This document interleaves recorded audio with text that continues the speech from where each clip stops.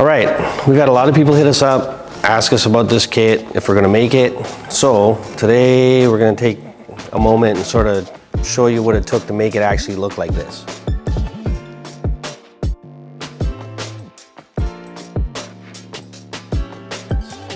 So, like you know, and we spoke about before, we widened the car out by running an SL600 rear subframe. We ended up having to widen out the original Evo 2 kit, which you can kind of see in this area. It's sort of more or less an 1.5 inches aside over what an Evo 2 would be.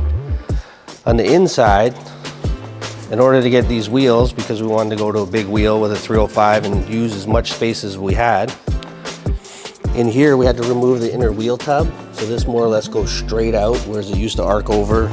We had to change the suspension locations where it picks up and essentially do a version of a mini tub to get these wheels under here. To run the rear diffuser, we got rid of the spare tire carrier, cut the entire floor out. We actually had to move the fuel cell up to be able to accomplish this, and then cut the rear bumper out so that this actually is semi-functional. You can kind of see in front where we left it open for the subframe so that the air can pass up through, because we have the rear mounted radiator in the trunk. We tied the roll cage into it, which helped support all this back here.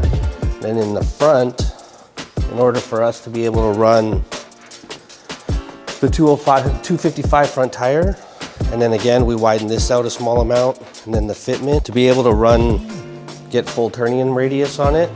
We ended up cutting everything out forward of the shock towers and then remaking these in steel so that we could get full turning radius with no rubbing, with the big wide tires in the front and with the ride height that we wanted. Yeah, that just sort of gives you a little bit of an insight of what it took to make this look the way it does based off of the Evo 2 kit.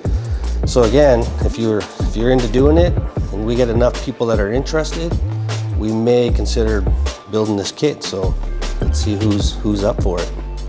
So in reality, we would probably need 15 to 20 kits pre-ordered for us to be able to make this actually viable and turn it into a product that people can purchase. But going in, we just kind of wanted to give you an idea what it takes to actually do it. And if you're up to it, there's a couple of different ways that you could do it. You could do it with different offset wheels, so you wouldn't have to go to the same extent that I went to. And I mean, those are all different options that we can definitely help you with if it was something that you wanted to do. And yeah, so comment, let us know what you want, see if we can pull it off.